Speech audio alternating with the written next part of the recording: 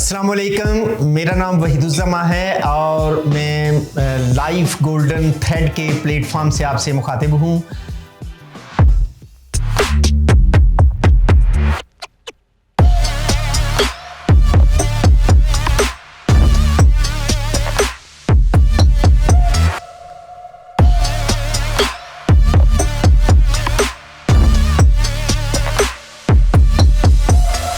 ہم نے pod cost کی ایک سیریز شروع کی ہے، Pakistan most blessed country on the planet.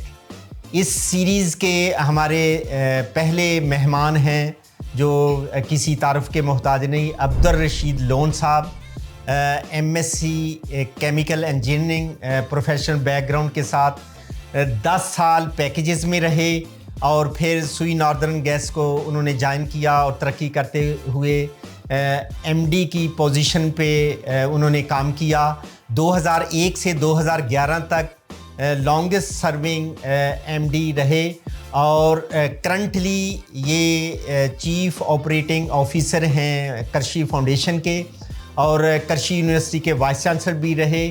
As M D جو 10 ایئر ان کا ٹینیور تھا وہ بہت ہائی پرفارمنس اور ہائی ڈیلیوری کا دور تھا۔ ان کے دور میں 4 بڑی اچیومنٹس کمپنی نے کی۔ پہلی اچیومنٹ یہ تھی کہ جو پائپ لائن کے لاسز تھے وہ 12% سے 7% تک اچیو کیے گئے، اور پھر جو سوئی ناردرن گیس ایز کمپنی جو لاس میں جا رہی تھی 36 بلین پروفٹ میں آ گئی۔ Under the leadership of Abdul Rashid Lone صاحب 110 بلین کے جو لوکل کیش جنریشن سے 110 بلین روپیز کے فنڈز موبلائز کیے، اور ساری جو انویسٹمنٹ تھی کمپنی کی وہ لوکل ریسورسز سے without financing from donor agencies, World Bank, Asian Development Bank اور اسلامک ڈیولپمنٹ بینک کی ایڈ کے بغیر اتنی بڑی رقم کو موبلائز کیا گیا۔ اور پھر جو سوئی گیس یا نیچرل گیس کی ایکسپلوریشن تھی اس پہ بھی لوکل ریسورسز سے فنڈز کو استعمال کیا گیا۔ یہ ان کی بڑی بڑی اچیومنٹ تھی۔ اور پھر ان کا یہ بھی اعزاز ہے کہ عبدالرشید لون صاحب نے Iran Pakistan gas pipeline کی جو پلاننگ پینل تھا اس پہ بھی کام کیا۔ آج کا ہمارا ٹاپک ہے کہ پاکستان میں نیچرل گیس کا کرائسس کیوں پیدا ہوا ہے اور یہ کرائسس بڑھتا ہی جا رہا ہے۔ تو آئیے آج عبدالرشید لون صاحب سے بات کرتے ہیں کہ وہ ان رازوں سے پردہ اٹھائیں کہ عبدالرشید لون صاحب، میں آپ کو اس پلیٹ فارم پہ ویلکم کرتا ہوں۔ آپ ناظرین کو یہ بتائیں کہ پاکستان میں جو نیچرل گیس کے ریزروز ہیں وہ کتنے ہیں اور اب کتنے ڈپلیٹ ہو چکے ہیں، اور اس میں بیسیکلی میں 3 کویسچن ایٹ اے ٹائم کر رہا ہوں، اور اس میں فیوچر کے پوٹینشیل ریسورسز کیا ہیں۔ بہت شکریہ وحید صاحب، آپ نے انوائٹ کیا، اور سبجیکٹ جو ہے یہ چونکہ میرا اپنا سبجیکٹ ہے، میرا 36 ایئرس کا ایکسپیرینس ہے گیس انڈسٹری کے ساتھ، تو آپ کا سوال بڑا امپورٹنٹ ہے، اور عوام کی انفارمیشن کے لیے یہ ہمیں ایسے سوال ریز کرنے چاہیے اور اس کے جواب آنے چاہیے۔ پاکستان میں گیس کے پوٹینشیل بہت زیادہ ہے۔ ایک اندازے کے مطابق پاکستان میں جو پوٹینشیل ہے تقریباً 240 ٹریلین کیوبک فیٹ کا پوٹینشیل ہے۔ یہ ہڈن پوٹینشیل ہے، جب تک اسے ایکسپلور نہ کیا جائے، باہر نہ نکالا جائے، یہ زمین کے اندر ہی رہے گا۔ اب اسے کیوں نہیں نکالا جا رہا؟ پچھلے 15 سال سے میں دیکھ رہا ہوں کہ جو ہماری E&P activities, exploration and production activity ہے، وہ ڈکلائن کی طرف جا رہی، اور اس کی بڑی وجہ آپ کو بھی پتہ ہے، گورنمنٹ کو بھی پتہ ہے کہ اس ملک میں جو لا اینڈ آرڈر سچویشن ہے وہ کنڈیوسیو نہیں ہے. چونکہ جو گیس آپ کو ملتی ہے وہ کوئی شہروں میں نہیں ہے, وہ ڈیزرٹ میں ہے, جنگلات میں ہے, پہاڑوں میں ہے. تو وہاں جب کوئی کمپنی ایکسپلوریشن کے لیے جاتی ہے تو اس کے لیے ضروری ہے کہ اس کو سیفٹی جو ہے اس کے اسٹاف کو, اس کے عملے کو, اس کی ٹرانسپورٹ کو سیفٹی وہ ملتی نہیں. اس کا رزلٹ یہ نکلا کہ پاکستان میں جو انٹرنیشنل کمپنیاں کام کر رہی تھیں, like Shell, like Schlumberger, O M V اور کمپنیاں, پی ایچ پی, یہاں سے باہر واپس چلی گئی لا اینڈ آرڈر سچویشن کی وجہ سے. اب اس وقت ہماری پاکستانی کمپنیاں ہیں, وہ 4 ہیں یا 5 ہیں. او جی ڈی سی ہے, پی پی ایل ہے, مری ہے, اور 2-3 پرائیویٹ کمپنیاں جو یہ کام کر رہی ہیں, اور ان کی ایفرٹ جو ہے وہ بھی بڑی اچھی ہے. لیکن اگر 10 کمپنیاں کام کریں یا 20 کمپنیاں کام کریں تو زیادہ ڈسکوریز آئیں گی. اب چونکہ ڈسکوریز نہیں آ رہی تو ڈیمانڈ بڑھ رہی ہے. ڈیمانڈ تو پاپولیشن کی وجہ سے بڑھ رہی ہے, ڈیمانڈ انڈسٹریلائزیشن کی وجہ سے بڑھ رہی ہے, لیکن پیچھے پروڈکشن جو ہے وہ کم ہو رہی ہے. نئی پروڈکشن آ نہیں رہی یا بہت کم آ رہی ہے. جو ایگزسٹنگ ریزروائر ہیں وہ ڈپلیٹ ہو رہے ہیں. اکثر لوگ یہ سمجھتے ہیں کہ ایک دفعہ ریزروائر مل جائے اور یہ ختم نہیں ہوگا. یہ ایسی بات نہیں ہے.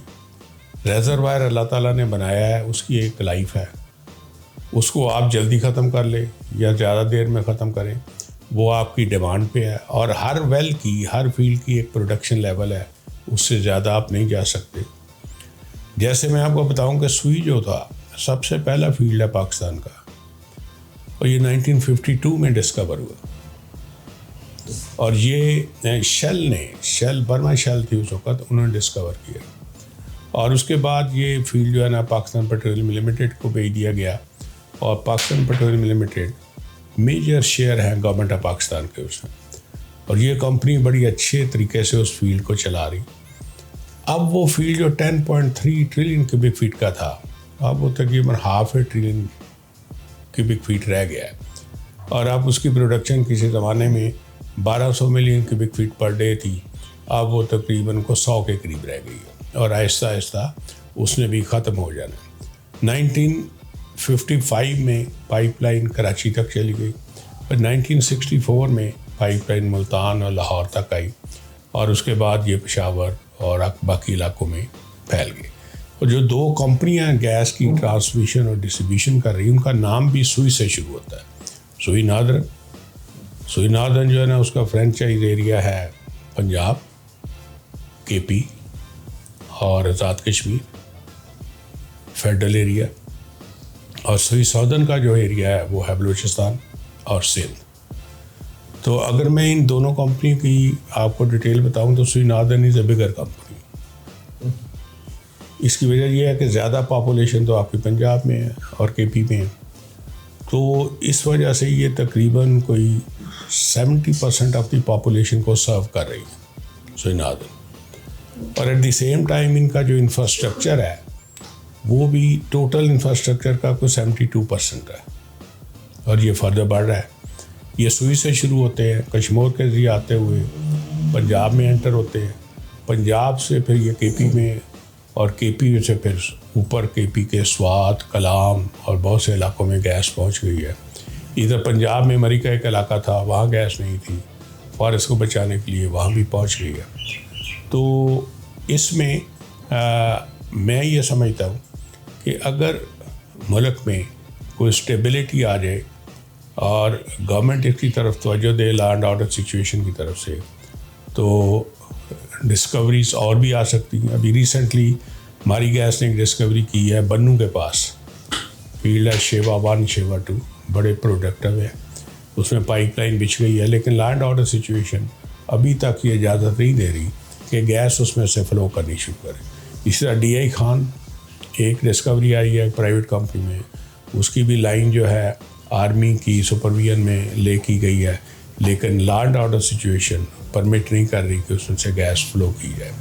تو لہٰذا جب تک یہ جو پیرامیٹرز ہے کام کرنے کے, سیکیورٹی, وہ ٹھیک نہیں ہوں گے, اور اس میں گورنمنٹ آف پاکستان پوری کوشش کر رہی ہے, آرمی بھی کوشش کر رہی ہے, لیکن میں یہ سمجھتا ہوں کہ dialogue is most important thing.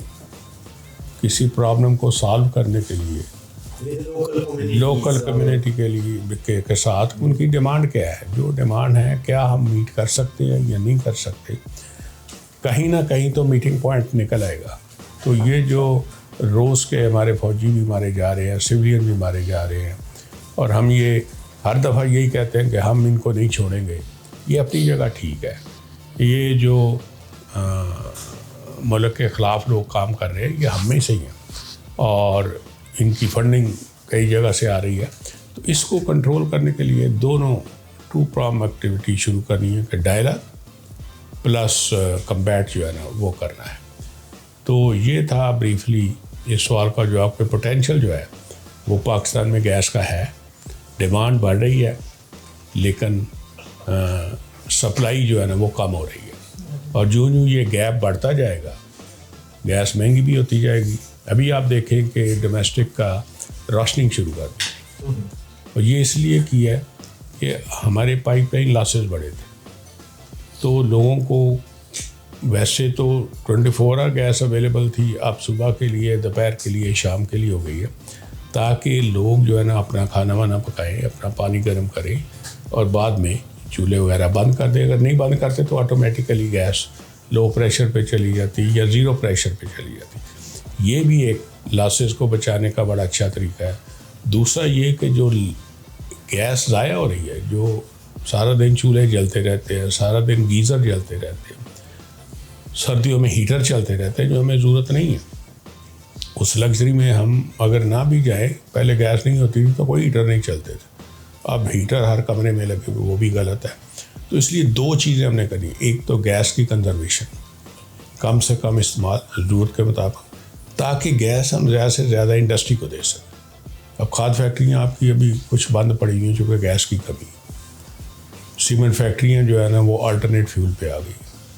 تو گیس جو ہے نا ابھی بھی ون آف دی چیپسٹ, تو اب میں نہیں کہوں گا چونکہ LNG بیچ میں آ گئی ہے, لیکن کمپیریٹیولی بہتر فیول ہے, سیفر فیول ہے, کاربن امیشن کم ہے as compare to diesel, furnace oil جو ہیوی ہائیڈرو کاربنس میں آتے ہیں.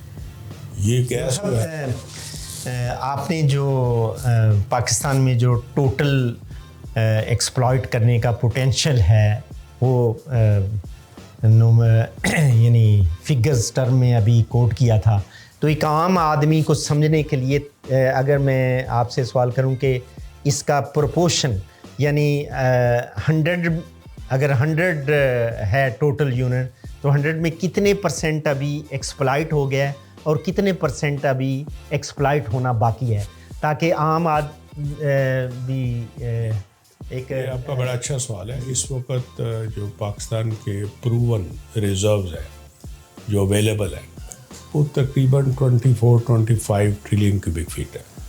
25 ٹریلین کیوبک فیٹ. اور ہماری جو کنزمپشن ہے رفلی 1.2-1.3 trillion cubic feet per year ہے. تو اگر اس کو 1.2-1.3 سے ڈیوائڈ کریں تو جو ریزروائر ہے ان کی لائف کو 20 سال رہ جاتے ہیں. تو 20 سال کے لیے ہمارے پاس ریزرو موجود ہے, لیکن کاشن یہ ہے کہ 20 سال گیس انڈسٹری میں کوئی ریزرو کی لائف نہیں کاؤنٹ ہوتی. گیس ریزروز ہوتے ہیں 100 سال کے, 200 سال کے, 300 سال کے, 500 سال کے. ایران آپ لے لیں, رشیا آپ لے لیں. تو ہم جس طریقے سے اسے استعمال کر رہے ہیں اگلے 20 سال اگر کوئی ڈسکوری نہیں آتی تو گیس استعمال ہوگی. اس کے بعد ہم آئل پہ چلے جائیں گے یا امپورٹڈ گیس پہ چلے جائیں گے جیسے LNG ہے.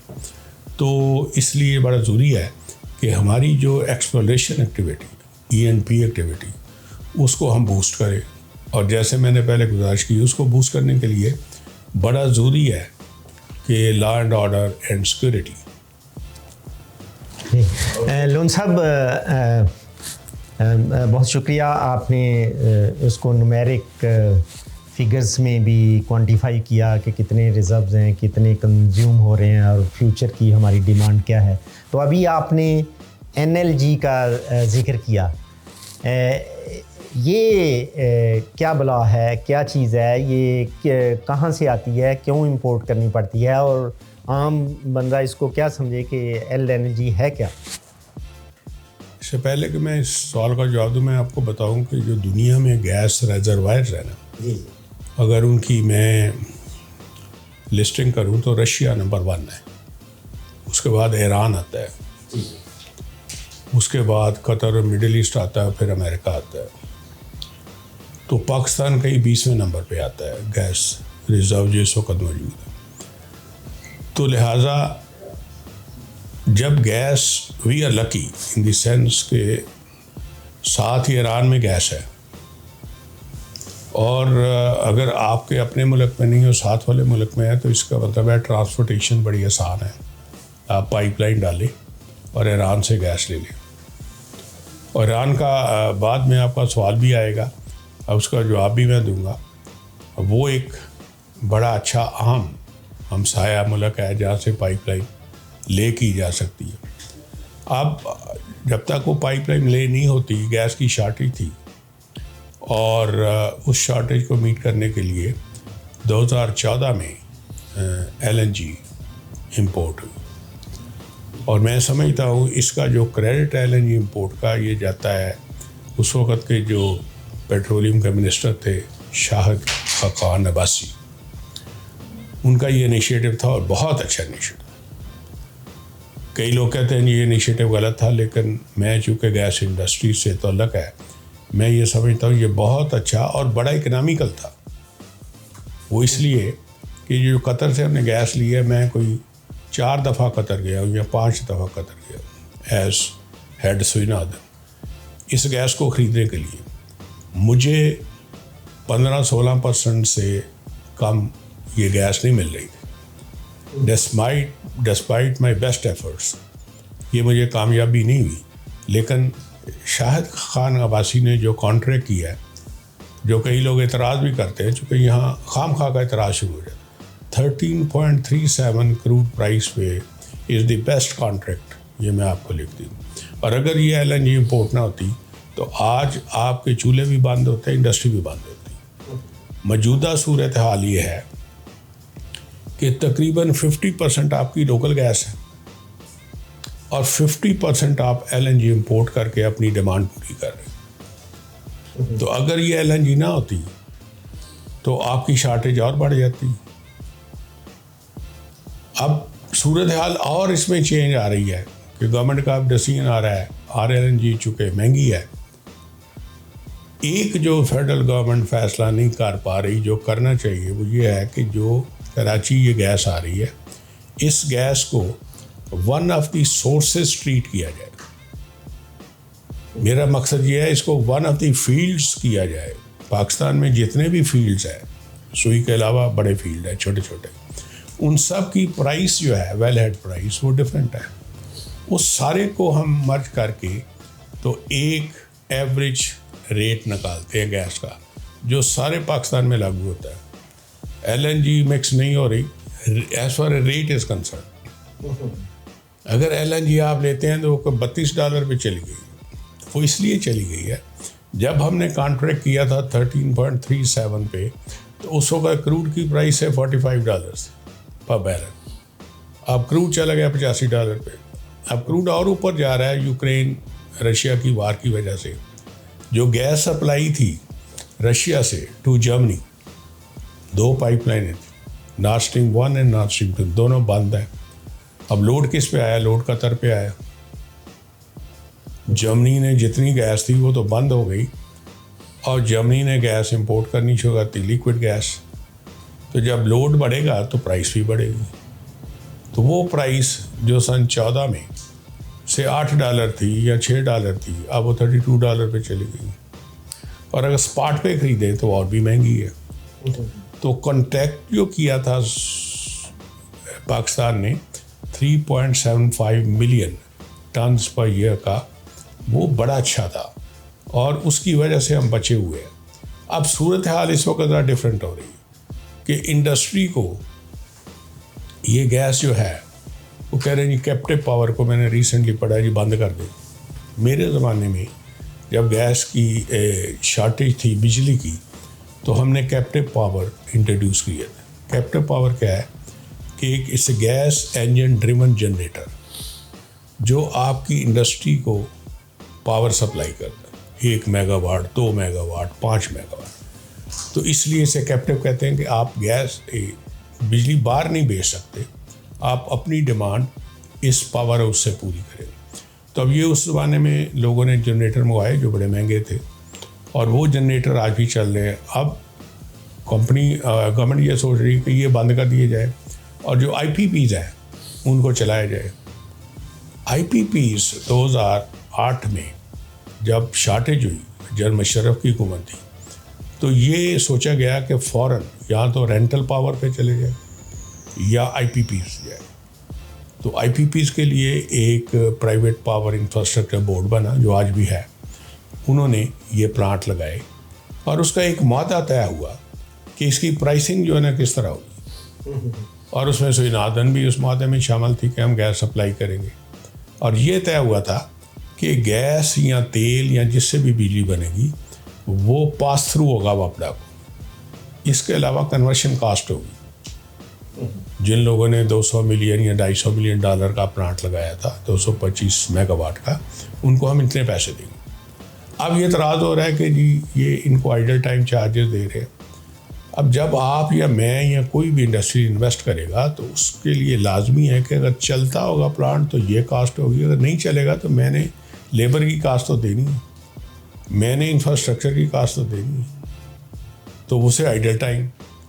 اب آئیڈل ٹائم جو ہے نا اس وقت جو طے ہوا تھا وہ ان کو اب انہوں نے کوئلے پہ بھی پاور ہاؤس لگا دیا آپ کے سامنے. آپ کو کوئلے پہ چلا گیا, سائیول کوئلے پہ آ گیا, حویلی بادر آ گیا, اتنے پاور ہاؤس لگا دی کہ سرپلس ہے. آپ کے آئی پی پیز والے پوائنٹ پہ میں ناظرین کو بتانا چاہوں گا کہ جو پریویس گورنمنٹس ہیں ان کو بلیم یہ کیا جاتا ہے کہ انہوں نے اپنے لوگوں کو نوازنے کے لیے یہ آئی پی پیز کے معاہدے کیے, اور خاص طور پہ یہ جو پوائنٹ ہے کہ جب وہ آئیڈل ٹائم ہوتا ہے یا جب نہیں بھی چل رہی ہوتے تو ان کو پیمنٹس ہوتی ہیں. تو آپ نے تھوڑا سا ایکسپلین تو کر دیا, لیکن اس میں کیا پولیٹیکل موٹیوز بھی تھے ان پروجیکٹس کو انسٹال کرنے میں, یا یہ واقعی ہماری نیشنل نیڈ تھی؟ میں سمجھتا ہوں اس میں پولیٹیکل موٹیو کوئی نہیں تھا. جب شارٹیج ہوئی ہے تو پھر ایک دم ان کو پتہ چلا کہ بجلی کی تو بڑی شارٹیج ہو رہی ہے. اب کوئی پاور پلانٹ ایک دن میں تو لگ نہیں سکتا. تو جو بھی جنرل مشرف کی حکومت نے اور شوکت عزیز کی حکومت نے فیصلہ کیا وہ بڑا صحیح تھا کہ اگر گورنمنٹ لگائے گی تو کئی سال لگ جائے گی. اور یہ آپ کو پتہ ہے کہ گورنمنٹ کا جو پروجیکٹ ہوتا ہے کئی سال لگ جاتے ہیں, چونکہ ان کے ریگولیٹری فریم ورک میں سے گزرنا ہوتا ہے. پرائیویٹ نے جا کے پرسنلی نیگوشیٹ کر لینا ہے. تو یہ I P Ps I think it was a very good decision. اور ان کی جو کانٹریکٹ ہوئے تھے وہ بھی اتنے برے نہیں تھے. جب آپ کے پاس شارٹیج ہے تو پھر اگر کوئی بندہ 200-250 ملین ڈالر لگاتا ہے تو وہ آپ کو تحفہ دینے کے لیے نہیں لگاتا. وہ پاکستانی تھے, انہوں نے کہا کہ بھئی اگر ہم اس انویسٹمنٹ پہ آپ ہمیں ریٹرن کیا دیتے. تو یہ طے ہوا, کوئی کہہ گا جی 16%, کوئی کہ 15%, سو بینک ریٹ بھی اتنے تھے. تو اگر 15% فکس ریٹ آف ریٹرن ہے تو وہ کوئی عجیب بات نہیں ہے. پھر جب آپ کا تربیلا اور منگلا چل پڑتا ہے اور جو چیپر ہے واپڈا شفٹ ہو جاتا ہے ہائیڈل پہ, اب آئی پی پیز کا کیا قصور تھا؟ انہوں تو پیسے لگائے ہوئے, اس کے لیے ایک آئیڈل ٹائم ڈیسائیڈ ہوا. اب یہ پاکستانی کمپنیاں جنہوں نے لگائے ہوئے ان کے ساتھ بیٹھ کے یہ کانٹریکٹ جو ہے ریوائز ہو سکتا ہے, بجائے اس کے کہ ان کو بالکل بند رکھا جائے اور کوئلہ امپورٹ کر کے تو بجلی بنائی جائے جو سماگ کا ذریعہ بھی بن دیا. تو بہتر ہے ان کے ساتھ بیٹھ جائے اور یہ کہیں گے یہ آئیڈل ٹائم اتنا نہیں دے سکتے, اتنا دے سکتے ہیں. پاکستانی کمپنیاں تو کسی نہ کسی جگہ کمپرومائز ہو جائے گا اور ان کو بنانے دیں. کل میں پڑھ رہا تھا راؤش پاور ایک عبدالحکیم کے پاس ہے 425 میگا واٹ. وہ کہہ رہے ہیں کہ جی ہم we want to dismantle the agreement with government, ہمارے ایریا دے دیں اور اس کو ٹیک اوور کر دیں. اب یہ جو ٹیک اوور کرے گی گورنمنٹ, وہ پاور اس کا وہی حال ہوگا جو گتو پاور اسٹیشن, وہی حال ہوگا جو پی آئی اے کا ہے, وہی حال ہوگا جو پاکستان اسٹیل مل کا ہے. تو گورنمنٹ سے کام نہیں چلتے. گورنمنٹ کو کام کرنا چاہیے ریگولیشن کا, اور یہ سارے ہی کہتے ہیں کہ گورنمنٹ کو نہیں کرنا چاہیے, لیکن پرائیویٹائزیشن جو ہے نا وہ نہیں ہو پا رہی. اتنی اسٹرانگ یونینز بن گئی.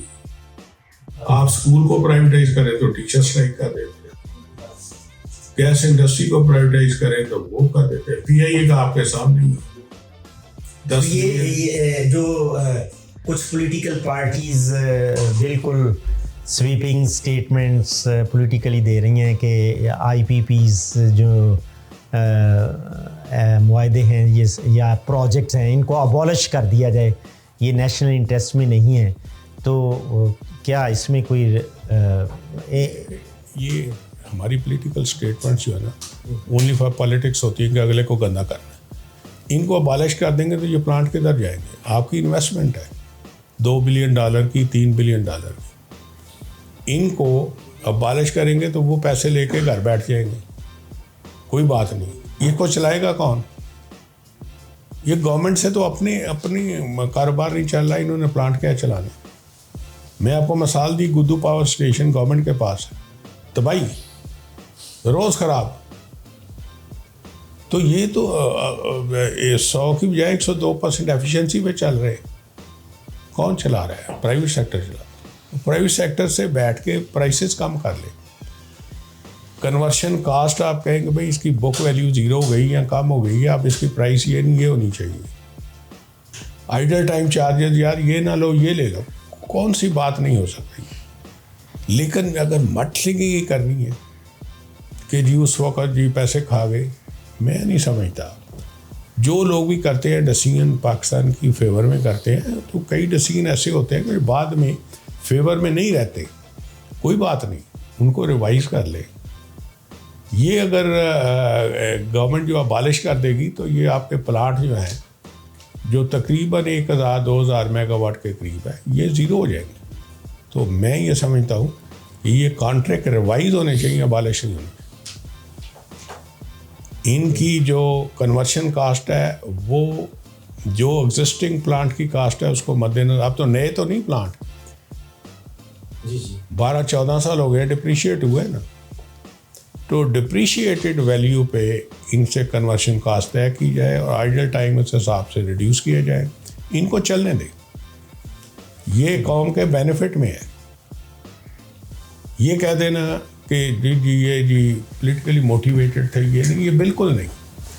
یہ تو اللہ کا شکر ہے اس وقت لگ گئے. اب اس کے بعد اتنے لگ گئے کہ جی اب بجلی سرپلس ہے, واپڈا کے لاسز ابھی بھی 25-26% ہے. اس طرف تو کوئی نہیں دھیان دے رہا. پرائیویٹائزیشن واپڈا کی کرنی چاہیے. جتنے 100% گورنمنٹ کے اون پلانٹس ہیں یا آرگنائزیشن ہے, 0 performance. So I am a strong believer of privatisation. Sui Northern اس لیے سوئی سودن چل رہی ہے کہ اس میں پرائیویٹ شیئرز ہے. It is not 100% government. Sui Northern Sui Southern کے اسکیل جو ہے, پے اسکیل, وہ گورنمنٹ کے نہیں ہیں. کوئی بندہ وہاں سے ڈسمس ہوتا ہے, عدالت میں جائے تو عدالت انٹرٹین نہیں کرتی. کہتا ہے تیرے اپائنٹمنٹ لیٹر میں لکھا ہوا کہ your services are liable to be dismissed if your conduct is not proper. تو گورنمنٹ میں بندہ نکالیں. ایک ورکر نکالنے کے لیے کئی انکوائریاں ہوتی ہیں, پھر آخر میں اخبار میں آپ پڑھتے ہیں کہ فلاں بندہ انکوائری میں آ نہیں رہا, اگر نہیں آئے گا تو اس اخبار کے اشتہار کی قیمت 3 لاکھ روپیہ. اس طرح تھوڑے کام چلتے ہیں کہ ایک چپڑاسی کو نکالنا ہے تو آپ نکالنے کے لیے 20 لاکھ روپیہ خرچ کر دیں. یہ گورنمنٹ, ساری گورنمنٹ. برطانیہ نے پرائیویٹائزیشن کی, ریلوے بھی کیا, اسٹیل انڈسٹری بھی کی, بڑی گالیاں پڑی مارکیٹ تھریشر کو, لیکن چل رہی ہیں. More accurate, more efficient.